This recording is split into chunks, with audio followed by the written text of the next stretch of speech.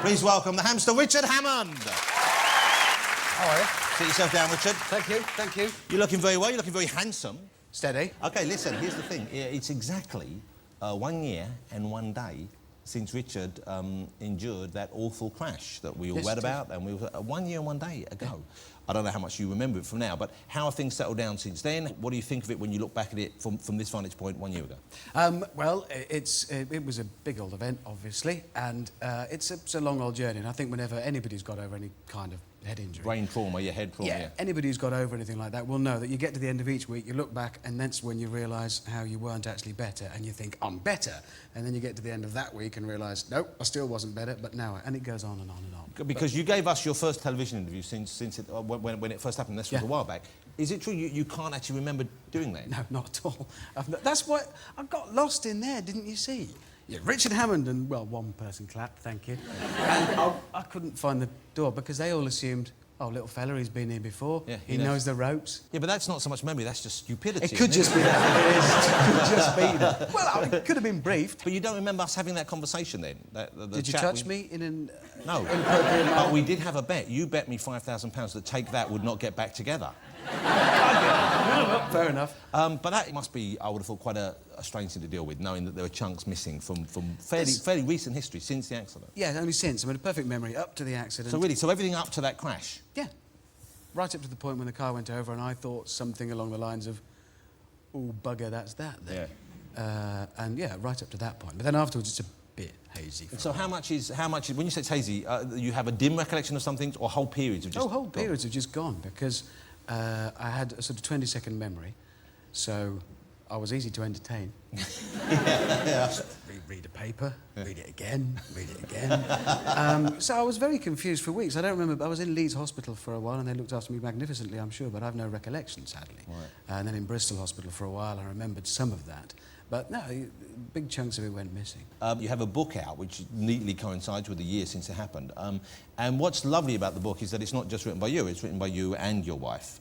Because presumably, A, it's her side of the story, but B, also, there were chunks that you couldn't possibly tell because you were out of it or you can't remember. Yeah, we wanted to write it, and then we thought, right. And they said, go ahead, do it. And then we thought, oh, can't remember most of it, so my wife Mindy agreed to write half of it. Yeah. Really well. Yeah, well, her half is the easiest to read. Yes, I know. And the most entertaining. Unfortunately, well, because they said to us, do you want... Because you know half of these things are written by ghostwriters. Yeah, I do know. You don't have to whisper. We've got microphones. They can hear you enough. It's written by a ghostwriter. No, but yours, you genuinely... They said to us, you want a ghostwriter? No, not at all. We want to do it ourselves. That's insulting. Then we sat down, oh, my God, we've got to do it. And then we agreed that Mindy would have to do half of it. And I said to her, look, darling, you've never written professionally before. This is my world now. It's quite scary for you. So what I want you to do, I'm not going to sit and hold your hand and go through it. I want you to write your bit and then send it off to the editor. And then when he sends back his feedback, if he's a bit cruel, don't be hurt. Let's go through it and we'll reconstruct it. So she wrote it, sent it off. They wrote back, yeah, can we commission some novels? This is 10 times better than I'll ever be at writing. Had you forgotten you were married? Had you forgotten you were married to Mindy? What? A bit. I don't remember this. Mindy told me afterwards, yes, by all accounts, she's looking cross. I sort of did. I didn't forget Mindy. I fancied her. That's a great thing, I did. Thank God. I did. No, I immediately fancied her, but I fancied her and attempted to chat her up. Oh, that must have been...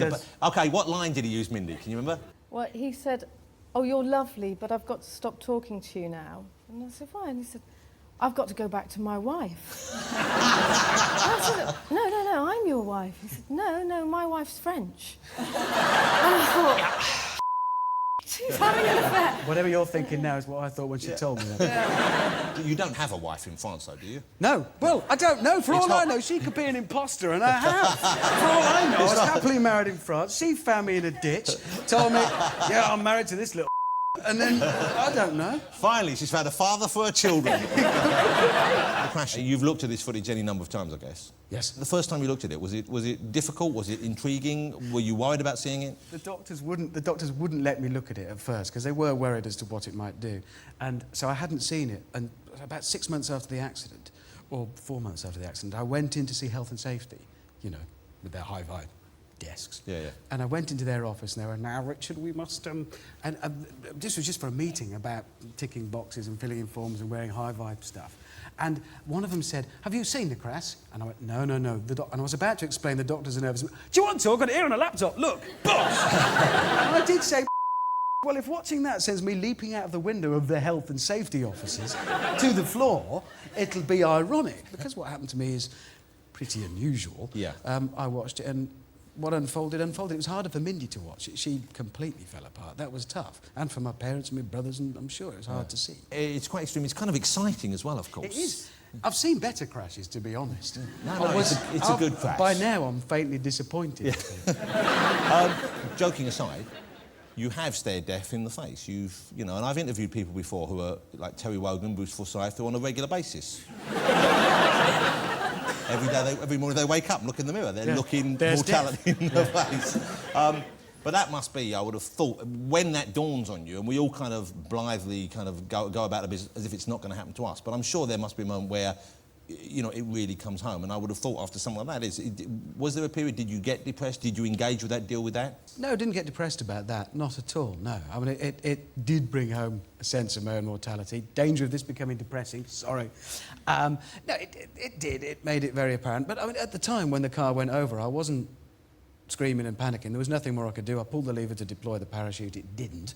So I thought, well, that's that then. There's next thing on my to-do list was to die. It wasn't arg. There was nothing else I could do as far as I was concerned. I was going to. So that thought stayed with me, but it didn't make me horribly depressed. Why would we be programmed to be hideously depressed by it? Because it's inevitable. We're all, none of us getting out of this one alive, etc. This is nice. Friday night, this is happy. Richard, I still think man talking about death. No, they might still find something. By the time, you know, because we're about the same age, aren't we? By the time we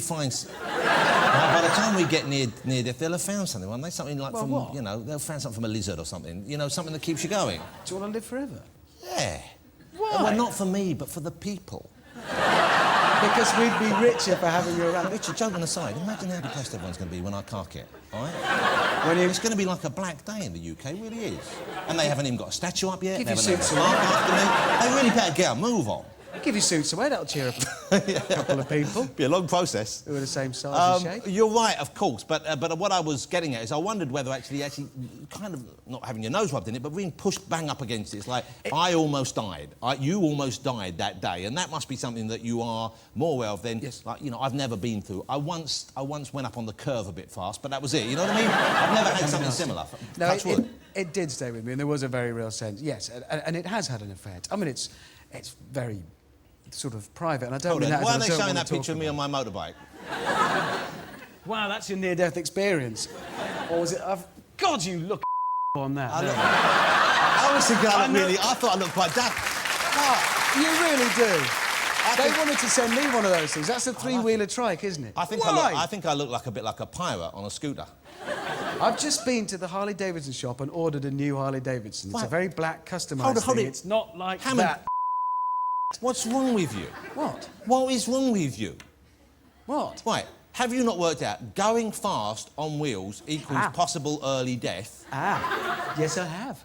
Well, why are you buying yourself a motorbike now? Because I've always ridden sports bikes, and now I'm buying not a sports bike. It's a big, scary one. Okay. So I'm going to have it specially made so that it's really scary and it makes children cry even when it's not moving. But you do seem pretty... Well, there's a picture of you when you were a younger man. Look at what... He's a good-looking fella. How old are you there, do you think, Richard? I don't know. That's faintly embarrassing, actually. I don't know. He needs a stick-on moustache. He's laughing. It's Tom of Finland. It's funny you should say that. I was looking at the picture and thinking I quite fancied me, which is wrong. I don't know. I was about 20 or something. Good-looking young man. Good-looking young man. Oh, it's aged me. What's going on there? Look at that. This is comfortable. This is ever so comfortable. These are all in your book, and that looks like someone's looked at you in a bar and you go, you mate. You ready for a fight? Well, I was a little fighter, though. Were you? Short bloke brought up in Yorkshire. What do you think? That's what we used to do. Thursday night, fight. I bet you're like a little pug. Oh, yes. Yeah. Non-stop. OK. You seem to me someone who is, would I be right in thinking that you were, up until this point, maybe, I don't know if you still are, a bit of a thrill seeker? Would that be fair? Yes. Oh, yeah, I can't do it. Yes, I am. And I'm not reckless with it, no, but... were you reckless when you were younger? Yes. OK. What's the silliest thing you've ever done, do you think, or what's the riskiest thing? Oh, just a million things on motorbikes and Just the way shouting you my drive mouth it. off to much bigger blokes than me in rough towns. But yeah, not. I don't think I was ever that reckless. But you still, I know it's I used to think I was a real rebel, and then when talking to Mindy, I was a bit of a Boy Scout actually. Why? Because Mindy's had a rougher life, been a bit wilder. She may have been. But if Mindy's like that, Oh, Christ she knows- can hear now. I forgot she's here. Yeah, no, she was in like a choir, and I met her when she I was know. a nun. You were confused. You were thinking about your French wife, weren't you? She Yes. was the troublemaker. Mindy was throwing out the brownies for swearing. I never even did that. So, Were you in the Scouts, Richard? bit. Yeah. See, Scouts and Brownies get together. Yeah. I was in the Boys' Brigade. I had to find someone who'd been in the Girls' Guide. Still got your uniform? I was captain of the yellow team in the Imps. I was hoping someone might be a bit impressed by that. I was captain of the yellow team. You have still got your uniform, though. I think Helen's quite impressed by my being captain of the yellow team. Carries a lot of weight, that sort of thing. Yellow team especially. I was a sixer in Cubs. No one cares about you in the club. They're still absorbing jealous. my success with the Just Imps. All right, let me ask you about Top Gear at the moment, because it seems to me that in that situation on that show, you still find yourself in risky positions. I know they take care to try and make them safe, but recently you've gone with the fellas to the North Pole. Yes. I saw an episode where you were driving in the deep South America with cars covered in slogans designed to anger less educated gentlemen than us. Well, Jeremy had country music is rubbish. James had Hillary for president, and I had man love rules okay painted down the side of my pickup. Which it does. That's a marvellous thing. But I was nervous. They took it badly. Why? They chased us for 3 states. Yeah, but what did you expect? Well, I expected a sort of... No, good. Richard, how lovely to see you. Before we go, I want to ask you to make me a promise, OK? And I'm assuming your memory is now functioning OK. And by the way, did you ever use it as an excuse to get out of things? Did you say... Every week, mate. It's brilliant. Parties. Hello, I've forgotten your name. This happens a lot lately. It's really hard. Okay. I can forget anything I I want like. you to promise me this, that you will make sure, you will, to the best of your ability, ensure that Jeremy Clarkson is never allowed behind a drum kit ever again.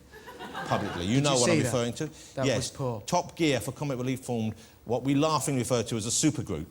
OK? It was embarrassing, wasn't it? It was poor. How is a guy supposed to get better? You're brain damaged, you get out, you recover, and then you're doing that. Is that am I really on stage with a man who can't drum and a man with ladies' hair playing keyboard? It was not good. Hey, before you go, I hope that the book does well for you. It's a fantastic read. It's a genuinely... thank you.